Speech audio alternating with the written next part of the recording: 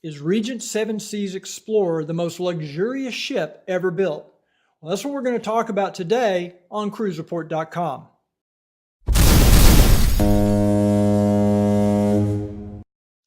Hey everybody, I'm Chris. I'm Rickee. And today we're going to talk about our recent 14-night transatlantic cruise aboard Regent Seven Seas Explorer, which they claim is the most luxurious ship ever built. And so it's only appropriate that we start out talking about the ship itself. I'd say possibly it could be the most luxurious ship ever built. Certainly in the top, I'd say in the top 3 or 4 that we've been on, correct? Yeah, I would say so. We've done quite a few luxury cruises on different ships, various cruise lines, various ships, and this is a beautiful ship. We had an opportunity to do 2 nights when it first came to Miami a couple of years ago, and we knew at that time we want to get back on board and really dig into this, and we've kind of been excited about it, but we've been so crazy. Our schedule's been crazy. Their schedule's crazy. They sell out the ship. So now we had the opportunity to spend a full 14 nights aboard the ship. I personally think it's a beautiful ship. Me too. I agree. Okay. And what part of it, what do you think's beautiful about it? It's just so well coordinated. I mean, the fabrics complement each other, and they use beautiful fabrics on the furniture in the public rooms. The artwork is really pretty. It's fun just to walk up and down the stairs and look at the different artwork that's displayed on the walls. The lobby the chandeliers. area. Yeah. Oh my gosh, the chandeliers. I would not want the job of dusting and polishing those chandeliers. Yeah. Wow, they're beautiful. They have the most incredible fixtures both in the main lobby area where the big staircase comes down, which is the most famous kind of place on the ship as far as the kind of the centrum or the central area of the ship. Good meeting place. And then also in the Compass Rose restaurant, there's this beautiful blue kind of glass, just really, really cool looking. Yeah, it looks like looks like Murano glass. Yeah. Just beautiful glass. And then, as far as the ship, the ride, we had some rocky nights, probably 3 or 4. Going transatlantic, that's not that uncommon. And but yet overall the ship was very stable and very smooth. I think it's one of the quietest ships. It's really quiet. Yeah, very quiet. And when the seas are relatively calm, I mean it's very, very smooth ride.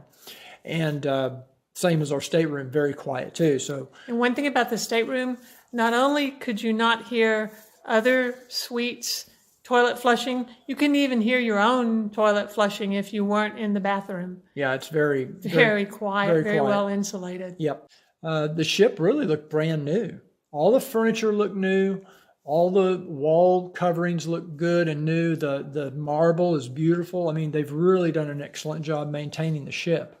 Yeah, they were constantly maintaining. I mean, people unobtrusively, of course, vacuuming or sweeping or polishing the handrails or dusting the knickknacks, for lack of a better word. Beautiful Pieces of feature art. Pieces that are set around the ship.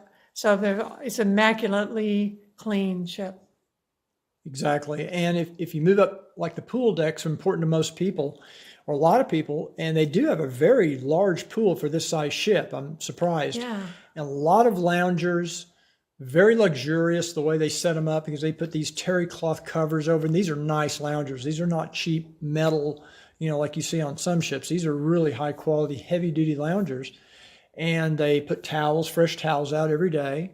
Unfortunately, why didn't we spend any time at the pool on this cruise? The weather did not cooperate. Yeah. It was cool, windy. Sometimes seas were too rough and they closed the outer decks. Yeah, it was just a little too cold to really enjoy the pool. They even put blankets out one day. But beautiful blue throws on each lounger in case you wanted to cover up. Because some people do like to sit out even in that weather and read or do something. Okay, so now if you go up another deck, deck 12, you got like a little jogging track and some games. What's going on up there? Deck 12 is the place where you go to have physical fun. For example, there's a golf driving net, and I've never seen one of those on a cruise ship outside. I've seen them inside in a room, but not outside on deck. There's an 18-hole miniature golf course. Really nice one. So fun. Real nice, really nicely done. I mean, it's quality. It's not cheap. Yeah. And then they have a pickleball court. And I have no idea what pickleball is, and I never saw anybody playing on it. I assume it's like a paddle tennis. You know, it looked like a little mini tennis court with nets all around. So I'm assuming it's like some sort of paddle tennis. Yeah. I've never heard the term pickleball. I haven't either. So that's a new one. And then they also had a bocce field, or I know there's a word for it, but a place where you could play bocce ball. And I saw that in use quite a bit. Did you? Yeah. Oh. Saw some people playing. And then you could walk all the way around the track. I think 13.5 laps equaled a mile. So obviously it wasn't that big an area that you had to walk, and you had to do it a lot of times, but it's fun. And shuffleboard. Oh, and shuffleboard. I forgot shuffleboard. Yeah. Got to have shuffleboard. Got to have that's shuffleboard. just, we didn't play this time. We usually, one night or day, we usually go out and play shuffleboard. It was too cold and windy. Too cold. Yeah, just too cold. Yeah. So also we got a Canyon Ranch Spa and Salon, which I tried to use the spa, but the steam room was broken the day I went in. But you had a chance to try out the salon. Yeah, I tried out the salon. I went to some of their seminars that they had on shape, face, and haircuts and products and healthy hair and all that stuff. And finally, I went back to get my hair cut. And it was nice. I mean, she did a good job, and they don't hard sell you the products like some cruise lines try to do. Right. She didn't try to sell me anything, really. It was a nice experience. She didn't know who she was dealing with. You'd have probably bought everything. She missed out on an opportunity. Yeah, she missed out on some sales. There's also shipboard Wi-Fi, which is complimentary. Now, unless you have one of the bigger suites, like a concierge suite or above, you're talking about Wi-Fi for one device at a time. So you can have your phone or you can have your laptop. And it's not the greatest Wi-Fi we've seen on cruise ships. We've seen better Wi-Fi even on non-luxury cruise lines. We've seen better Wi-Fi. But it was reliable. It didn't cut me off in the middle of a session. It was pretty reliable. And you can also pay for a premium Wi-Fi. I think on our cruise, it was like another $139 for the 14 nights. So, that's really not a bad price. And that gives you up to, I think, 4 devices. I think so. And I think if you have a concierge suite or above, you get that premium internet package as part of the deal. An amenity. So that kind of brings us to accommodations, and we're not going to go into a lot on accommodations because we did a complete video on our Superior Suite. We kind of have a policy of not talking about accommodations that we don't stay in. So I can't talk about the penthouse suite. I can't talk about... Although we did see it. We did on our two night. On the 2-day, we saw it. But we can talk about the Superior Suite and the Concierge Suite because they're basically the same basic layout. So watch our video on the Superior Suite and you'll get all that information. Okay, now the subject that everybody wants to know about. What about food and dining? First of all, a couple of caveats. I'm much more of a food person, I think, than Rickee is. She's pretty simple tastes, I mean, she can eat a ham sandwich or a bologna sandwich and she's good to go. She's not what you would call a gourmet. I like caviar, though. Yeah, she does like caviar. She loves caviar and foie gras. And foie gras. And foie gras. So, which I cannot really stand either one. I will eat foie gras occasionally, but I could live without it. If I never had foie gras again, it'd be too soon. So the other thing I want to mention about food is it's very, very subjective. So what we say about the dining and food on a ship doesn't mean you're going to have that same experience because different people like different things. I mean, some people, would rave about a restaurant and the next person had the exact same thing, talked about how bad it was. So you just never know. So with a grain of salt, we're going to talk about our impression of the different dining venues on board Seven Seas Explorer and kind of what we thought about it. So let's go right to the La Veranda buffet, which is their Lido buffet. Open for breakfast, lunch, and part of it's open for dinner, but we'll talk about that later. But mostly breakfast and lunch for La Veranda. Your experience? I like La Veranda. It was not ever very crowded. We always were able to get a seat, either inside or outside if we wanted to go outside. The selection, sometimes I really couldn't find something that I just really had to have, but maybe I wasn't very hungry. But it's a nice venue.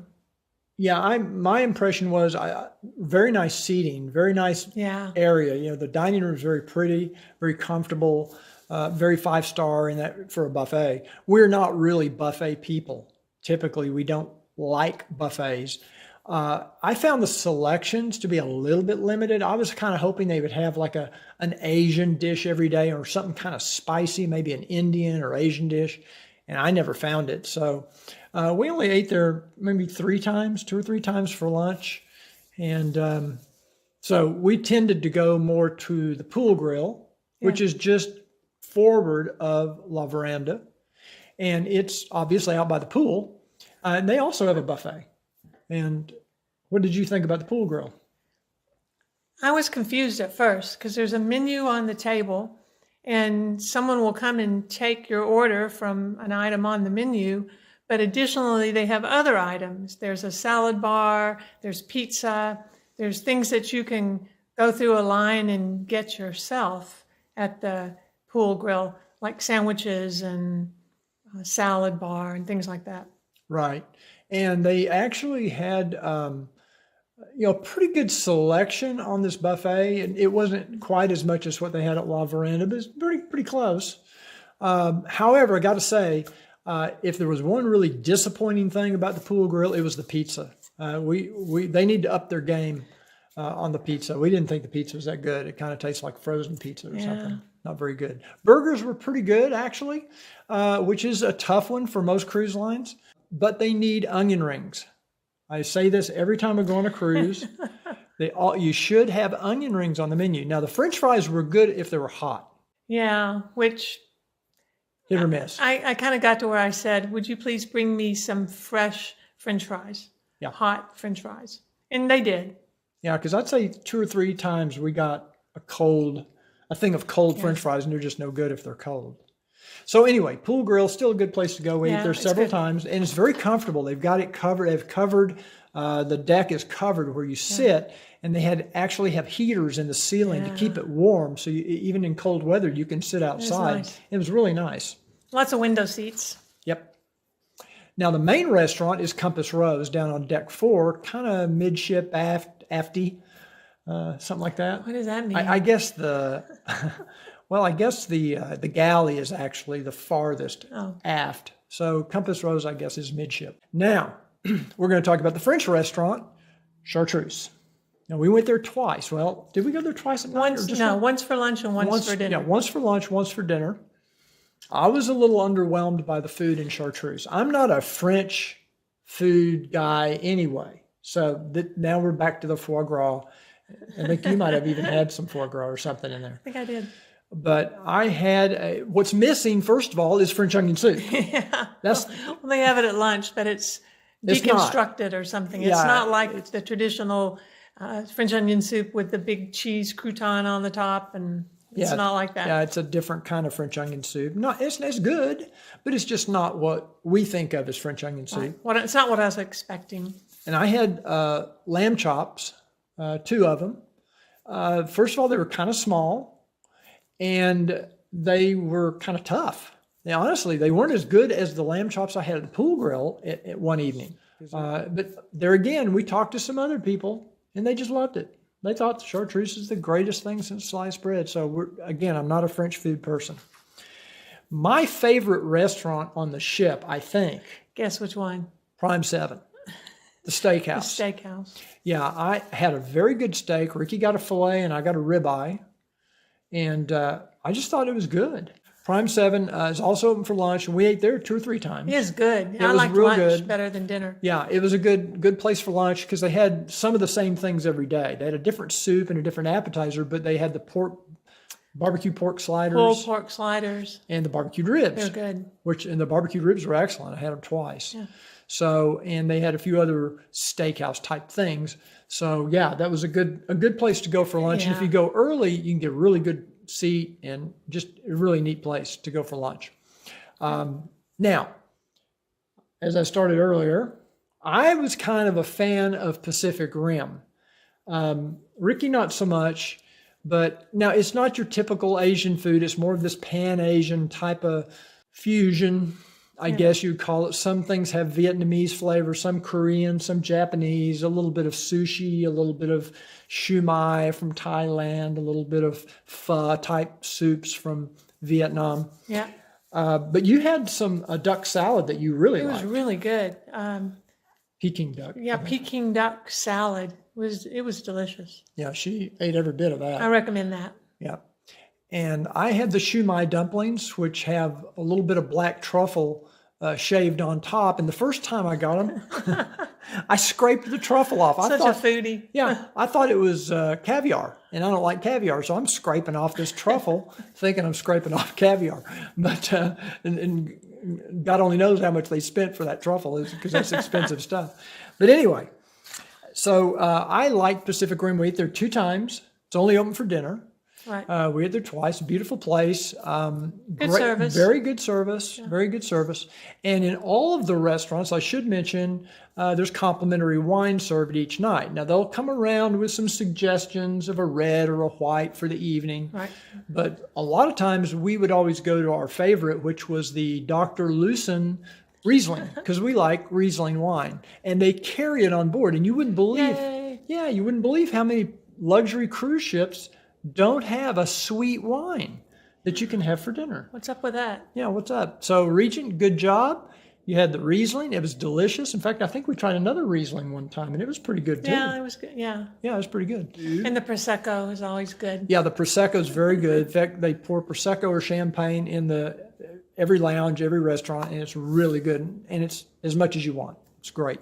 La Veranda is a buffet during the day, but at nighttime they take half the restaurant and they kind of turn it into this Italian, you might say a bistro, a little bit more romantic, and it's called Sette Mare. I guess that's how you pronounce that. Yeah, Sette Mare. Sette Mare. And we ate there at least 3 times. Every 2 days they changed to a new menu. So we went up there maybe a week later, and it was a whole different menu. So we tried it again, and it was really good. So, and then we ate there the last night. Right. It was a little confusing to me too, because they bring you antipasti automatically. And then they have a salad bar that you go and serve yourself. And they also have antipasti available on the salad bar. Yeah. So first time we went there, Chris went to the salad bar and he wasn't sure if he was supposed to get antipasti or not. Right. So. And then they have other salads available on the salad bar and desserts. So salads and desserts are kind of self-serve. Yeah. Soups and main courses you order on the menu and they bring it to your table. Right. And they have kind of an open kitchen right there near where you eat, so you can kind of see the food being prepared. I guess it's kind of good. That's cool. Really good pasta. I had the pasta carbonara twice. And I'd say it was just about as good as we've had or I've had on any ship. So it was really good pasta. I can't remember what I had the other night. One night I had lamb chops. And they were far better, no offense to the guys at Chartreuse, but they were better than the lamb chops in Chartreuse. It's probably the same guys. Could be. It could be the same lamb chops. So, but they was very good. The service was good too. Armando was our waiter, and he's really good. 3 times Armando waited on us, and he did an excellent job every time. Thanks, Armando. Shout out to Armando. Also, you have 24-hour room service. Pretty big room service menu. You can just get about anything you want. And I think Compass Rose, is there? Yeah, you can order from Compass Rose during dinner hours. You can order from the Compass Rose menu. I'm not sure where you get the menu. I think on TV. I think they had it. I think they had it on the TV. Yeah. So you could order anything you want from the Compass Rose and have it delivered to your room. We had breakfast 3 times. Yeah, 3 times in the cabin. Yeah, we had breakfast delivered 3 times. One time we got to eat on the balcony. The weather was nice. We got to eat outside. That was a treat. And it was great. I mean, the food arrived well cooked. I mean, mostly we got eggs Benedict.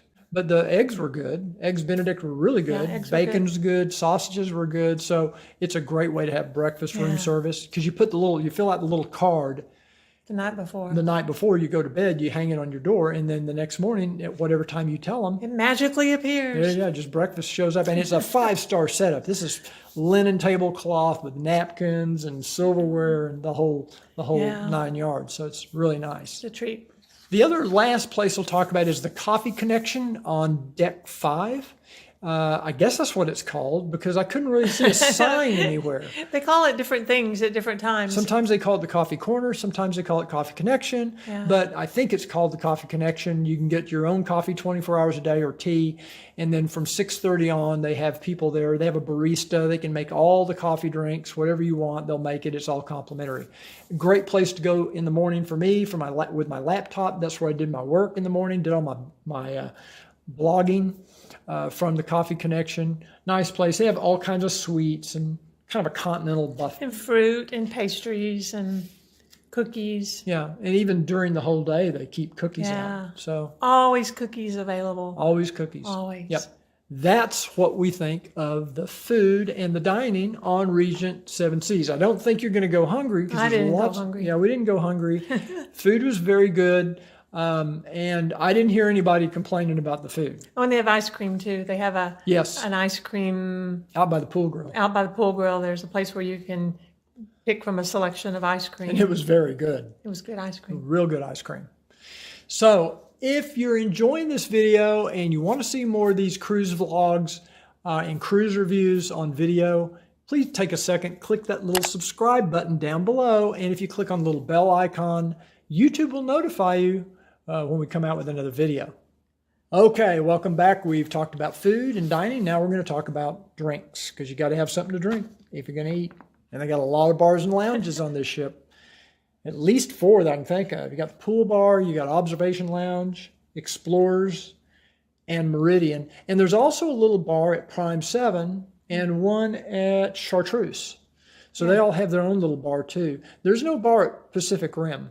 So if you're going to have a drink before you go to Pacific Rim, you probably go to Meridian on deck 5 because Pacific Rim's on deck 5. The closest. Just the closest one. Not going to go into a lot of detail because the bar service in all the lounges was good. They had canapes. At certain times of the evening, they'd pass canapes. Yep, like at 6 o'clock, I think, and it goes until maybe 7 o'clock. Yeah. And they were good. They had some really good stuff. Yeah. In fact, you got one in the theater one night that was Before the show. Gras. It was good. Real good. So all the bar service was good. Very pleased with the drinks. They have a great selection of whatever your favorite drink is, they're going to have it. You don't have to worry about it. So our favorite, I think, was the observation lounge. Yeah. It's in deck 11 forward. You've got a 180-degree view of the ocean. You can almost always find a window seat. Just a beautiful lounge. They have a piano player up there sometimes, and I don't know. Sometimes a guitar player too. Yeah, or guitar. All the lounges have entertainment in the evening. That's right. Whether it be the Regent Seven Seas Explorer Orchestra, or there's a duo, husband and wife that sang, Right. or played piano, or there's always entertainment. Which kind of brings us to entertainment. Okay. And we already did a video on that. So we're not going to go into it here. If you want to know what we thought of the entertainment, in just a nutshell, it was excellent. I mean, it was really good. Probably as good or better than any entertainment on a luxury cruise line we've been on a ship this size. Yeah, excellent entertainment. Best guest entertainers, I think. Yeah, really good. Yeah, the singers, the violinist. You'll read about it. There's a magician. There was a magician. A singer. They had a lot of really good guest entertainment. Yep, a lot of variety, and we were very pleased and highly recommend the entertainment. Team trivia every day. Yeah, that was entertaining. Yeah, and you get Regent rewards for playing trivia and other things around the ship. And then at the end of the cruise, we already talked about this, you take these reward points and you go trade them in for logo gear and stuff. And I think that was fun. Yeah, it was a lot of fun. And people take it seriously. Yeah. The line to redeem your reward points on the next to the last day of the cruise, the line was out the door of the theater and around, and oh my goodness. But it was pretty well organized. I think they did a good job. They did a really good job.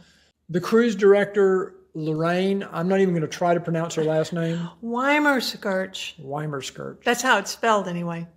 This fiery redhead, and she's full of energy, and she's been doing this for quite a few years with Regent. She's got quite a following, and I just think she was really, really good. So personable, and she'd make announcements on the PA, and you just wanted to listen to her because she had this charming voice that you just thought, oh, that's Lorraine. Yep. So very impressed with the cruise director, and she did a great job getting all the entertainment managed and lined up and keeping everybody happy and having a good time.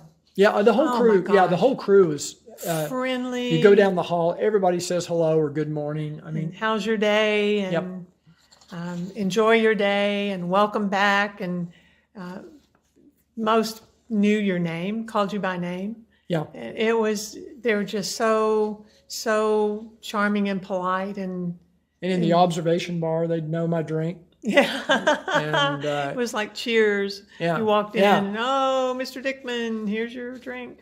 So it was, a great crew, team trivia, everything.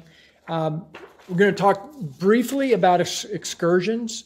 We only did a few on this trip because it's a transatlantic, so we had a lot of days at sea. Yeah. But one thing that's nice, all the excursions, well, I don't know, they may have some optional ones, but they have a lot of excursions that are complimentary. So you don't have to pay extra for excursions. That's a huge benefit. And some of them are really nice excursions. I think all of them are nice. Yeah, the ones we did were ones that you would expect to pay for on another cruise line. Yeah. It wasn't like just a bus going around town. You know, these were nice excursions. Yeah. The only thing is, I tried to book them online about 60 to 90 days before the cruise, and I'd say 50% or more were already booked up. But when you get on board, you can request on a wait list. Put on a standby list. On a standby list. We tried that with one city. We didn't have any luck. So we just got off on our own and walked around and had a lot of fun. But anyway, free excursions, or they're included excursions. I wouldn't say they're free because you're paying for the cruise.